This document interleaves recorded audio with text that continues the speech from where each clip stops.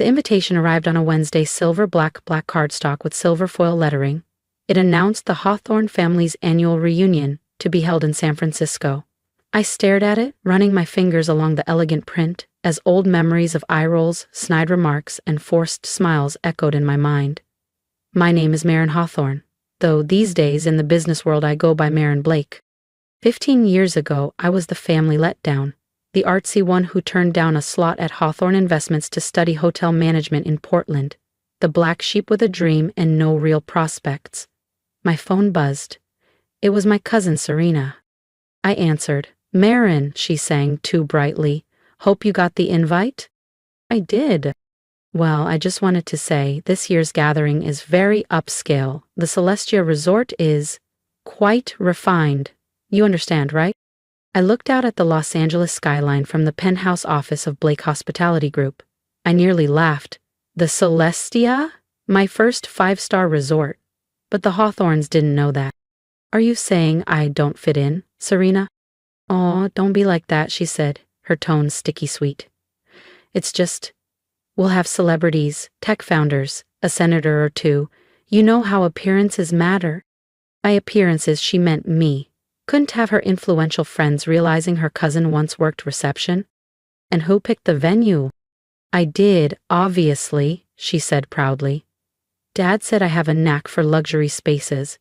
The Celestia is the top spot in the Bay Area. I had to call in serious favors to land it." I nearly choked. The favor had come through our booking site. I'd approved it personally, at 40% above our premium rate. "That must have been tricky," I said. "Well, not everyone has my pull," she gloated.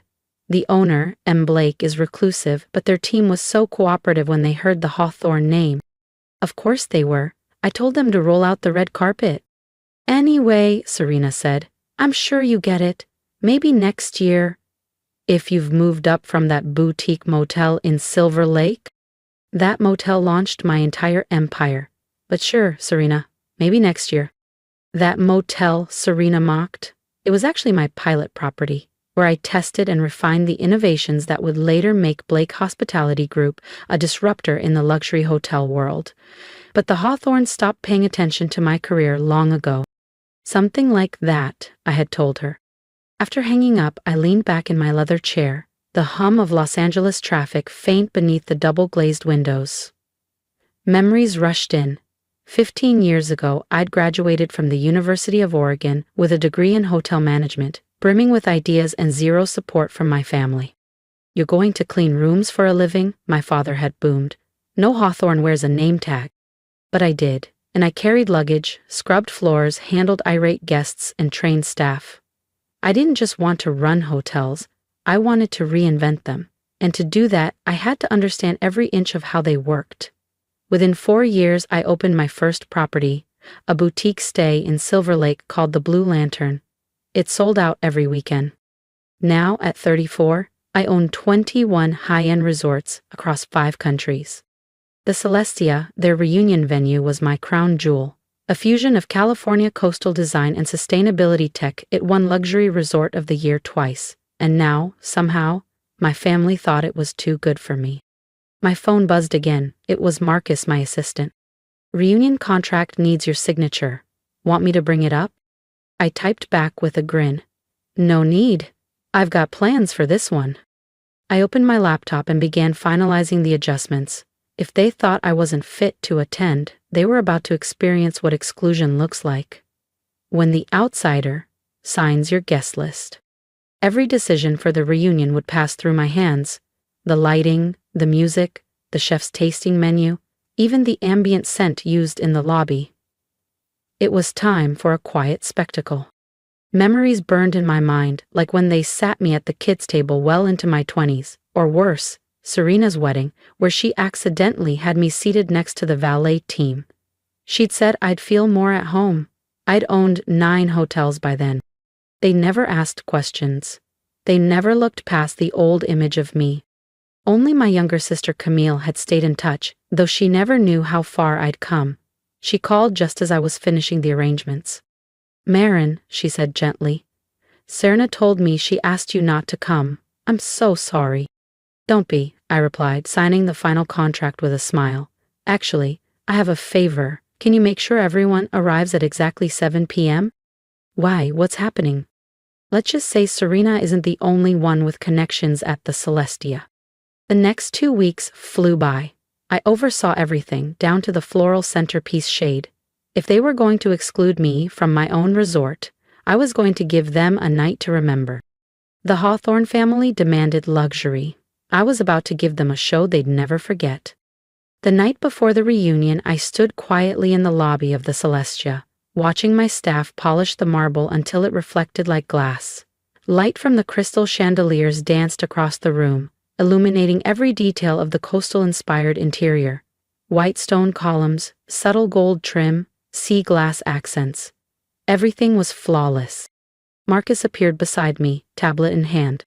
All arrangements are confirmed. New signage will be revealed at exactly 7:15 p.m. tomorrow. Are you sure about this? I didn't hesitate. I thought of Serene's smug voice on the phone, of the years of microaggressions and cold shoulders. Absolutely. After all, it's not every day I get to welcome my family to my own resort. I smiled, already picturing their faces when the truth hit. Tomorrow would change everything. At exactly 6:45 p.m. the next evening, I stood in my private suite on the top floor, watching security feeds of the arrivals. They came like clockwork, designer handbags, heels clicking, Rolexes gleaming, everyone trying to outshine each other in a shallow pageant of wealth. Serena waltzed in wearing red Valentino, barking orders like she was management. She posed by the floral display, camera ready. My father's black Bentley rolled up next, trailed by luxury cars filled with aunts, uncles, and cousins I hadn't seen since I was the failure of the family. Everything's prepped, Marcus said, glancing down at his screen. Staff knows their cues. Want security on alert? I shook my head. No need. The Hawthorns wouldn't dare ruin their own illusion of elegance. I adjusted my slate gray suit, custom Armani. Not that any of them would believe I knew the brand, let alone owned more of it than half the room. Let them get comfortable, I said. This is going to be fun. In the grand ballroom, the reunion buzzed with champagne and self-congratulations. Serena bragged near the fountain, reliving her effort to book the venue. My father circled with old colleagues, no doubt boasting about his stock portfolio. My cousins posed by the Celestia signage like it somehow validated their status. At 7:10 p.m., right on schedule, the hotel manager approached Serena.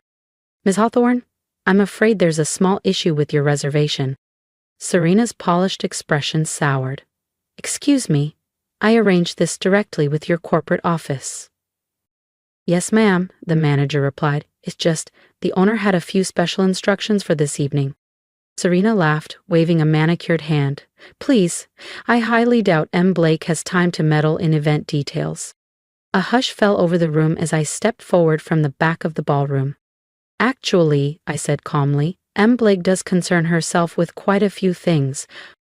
If you felt that moment of quiet victory deep in your chest, don't forget to subscribe to the channel, because what happens next at that reunion will leave everyone speechless. Silence fell like a curtain. Every head in the ballroom turned toward me. The forgotten cousin, the so-called embarrassment, now standing at the entrance of the most elite resort on the West Coast, dressed in a tailored suit that probably cost more than Serena's handbag collection. Marion? My father's voice cut through the stillness. What are you doing here? Serena snapped, trying to recover. She told me I couldn't afford to attend, I said flatly, stepping forward. She was afraid I'd embarrass the family. Serena's face flushed red. This is a private function. I'll have security escort you out. No, I said calmly. You won't.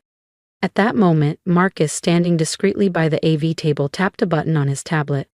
The massive LED screen behind the ballroom's stage lit up. First, the Celestia Resort logo appeared, followed by bold letters that read, Owned and operated by Marion Hawthorne Blake. Founder and CEO, Blake Hospitality Group. A gasp echoed across the ballroom. Glass clinked. Somewhere near the fountain, someone dropped a fork. Serena's champagne flute slipped from her hand and shattered against the marble floor. That's not possible, she stammered. Would you like to see my business card? I offered sweetly, holding up the sleek black leather case in my hand. Or maybe the property deed? I gave the portfolio a gentle pat. My father stepped forward, eyes wide, voice low. You own this place? And 20 other properties, I nodded. Though this one is special. It's where I began my career, back when you said I was throwing my life away cleaning hotel rooms. The memories surfaced again. Serena sneering at my housekeeping uniform, my aunts whispering that I'd settled, cousins cropping me out of photos like I didn't belong. All those years, I continued, letting the words sink in, you looked down on me, but you never once looked up. I turned to Serena. The tiny motel in Silver Lake you loved to mock? That was my prototype, my innovation lab, the foundation of what this industry now calls the gold standard. Marcus stepped forward, placing elegant navy folders into the hands of key family members. These, he said, contain the real story behind Blake Hospitality Group and the invoice for tonight's event. Serena grabbed hers, rifling through it with trembling hands. Her eyes widened. This is above market. About 40% above, I confirmed. A family surcharge, if you will. From the back of the room, Camille burst into laughter. A few others followed, awkward at first, then bolder as the tension cracked. My father looked at me, jaw tight. Why didn't you ever tell us? I met his gaze. Would you have believed me? He said nothing. No one did. But in that moment, the silence spoke volumes. 15 years ago, you told me no daughter of yours would ever work in a hotel, I said, my voice steady but clear. Well, you were right about one thing. I don't work in a hotel.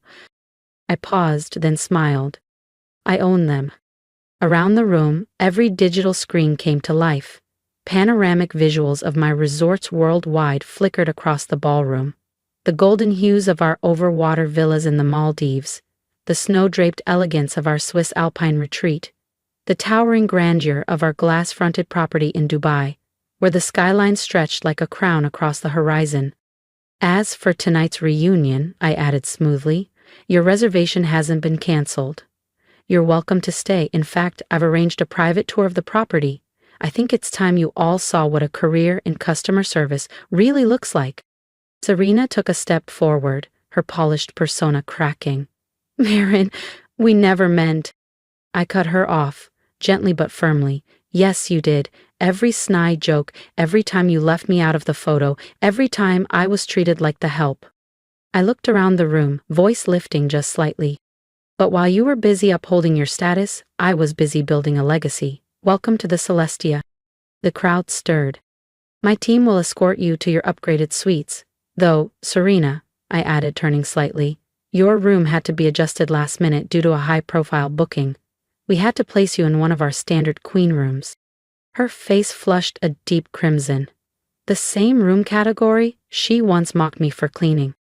As the family followed staff to their suites, some in awkward silence, others nervously whispering, my father stayed behind.